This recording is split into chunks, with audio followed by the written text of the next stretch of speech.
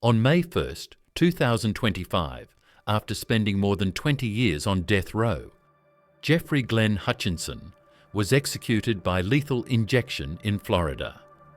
His crimes were as brutal as they were senseless, leaving a trail of devastation. In this video, we'll uncover what happened that day, his last meal, and his words. But to understand what got him on death row in the first place, we need to go back to the night of September 11th, 1998, to a quiet neighborhood in Crestview, Florida, where 4 lives were wiped out in a single night. Inside small house, a woman and her 3 children were shot execution style in the head. No mercy, no chance to run. And the killer, it wasn't a stranger.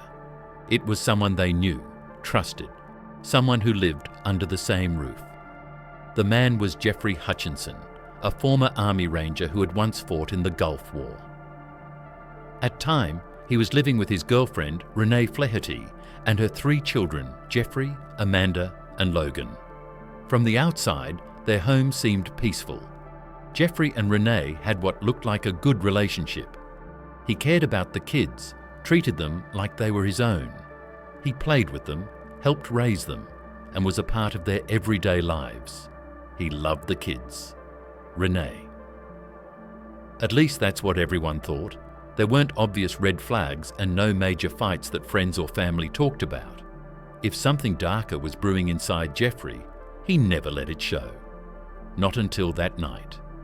Around 7 p.m, Renee made a casual call to a friend. This started out normal and Renee sounded happy. Jeffrey was in the house too. At one point, her friend even heard Jeffrey in the background sounding cheerful. "Hey Cindy, how are you?" Everything seemed fine, but by 7:30 p.m, everything changed. Renee called another friend, and this time her voice cracked the second she spoke. "We had a fight," said. When her friend asked what happened, Renee admitted it was bad, really bad. They had a big fight and Jeffrey had packed up some clothes, grabbed his guns, and stormed out. "He's gone," Renee said.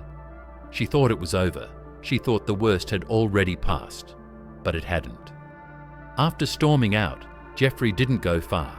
He ended up at a local bar, place where he and Renee were regular faces. But this time, he drank hard and vented to anyone who would listen. He told the bartender, someone who knew them both, that Renee was pissed off and they just needed time to cool down. But he wasn't cooling down, not even close.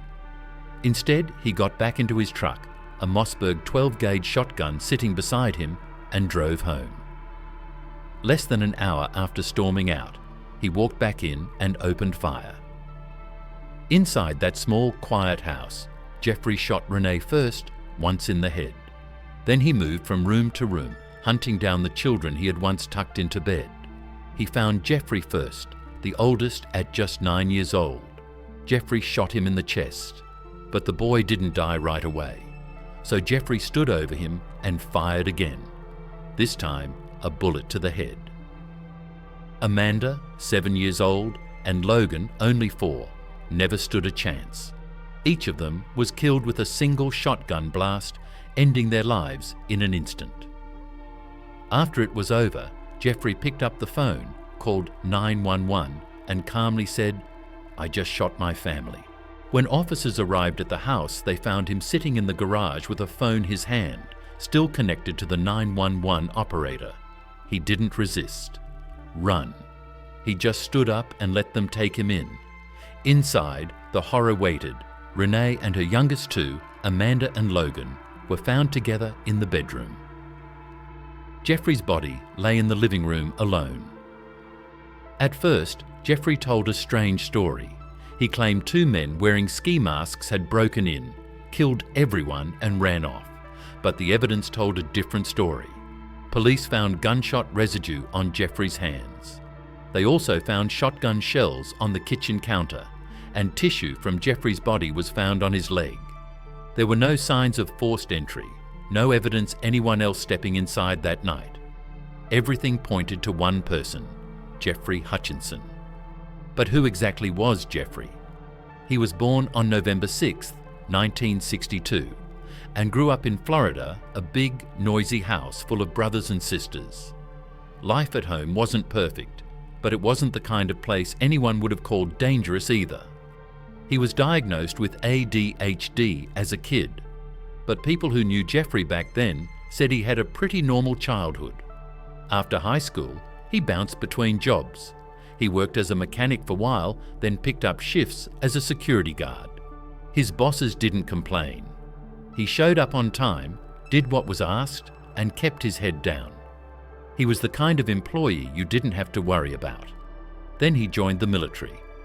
Jeffrey trained as a paratrooper and later earned a spot as an Army Ranger. He fought overseas during the Gulf War, including in Operation Desert Storm, 1991. But when he came back home, something had changed. His family saw it before he even said a word. He was angrier now, quieter. He couldn't sleep. And when sleep wouldn't come, the drinking did. The Army honourably discharged him. But civilian life didn't heal anything. His first marriage ended in divorce, and his second marriage didn't last long either. Whatever demons he brought back from the war, he never shook them off. And over time, it only got worse. Then he met Renee Flaherty, a 32-year-old single mother doing her best to build a good life for her kids. She worked hard and kept her life steady, and after some time together, they packed up and moved from Washington to Florida. For about a year and a half, everything seemed to be going great. But under the surface, something inside Jeffrey was cracking. And on that night in September, it snapped. After the murders, Jeffrey's story kept changing. At first, he said he'd been drunk and blacked out. Later, he claimed it was a crime of passion, not something he had planned. The trial began in early 2001, and his defense team tried everything they had: Gulf War trauma, his alcohol abuse, mental illness.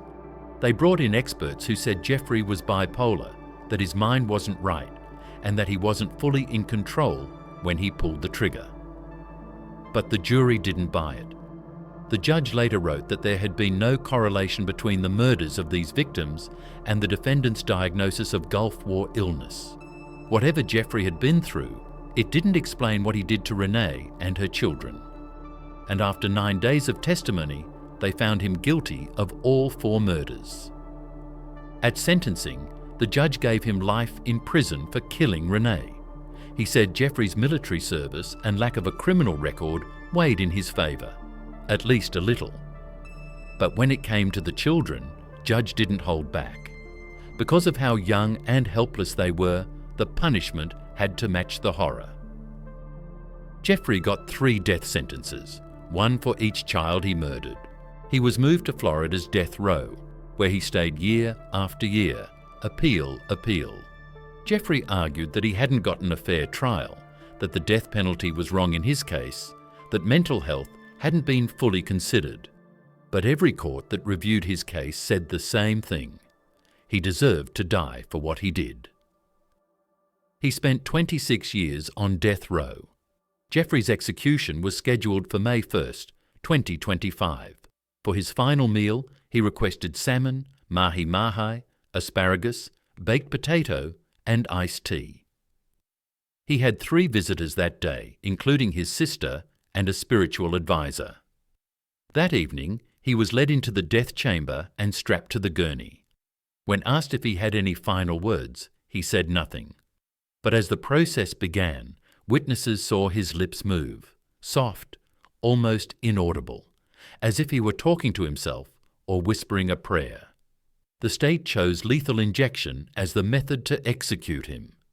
His legs shook sporadically, and he seemed to have body spasms for several minutes before falling still. The process took a little more than 15 minutes. He was declared dead at 8:15 p.m. Jeffrey Hutchinson was 62 years old.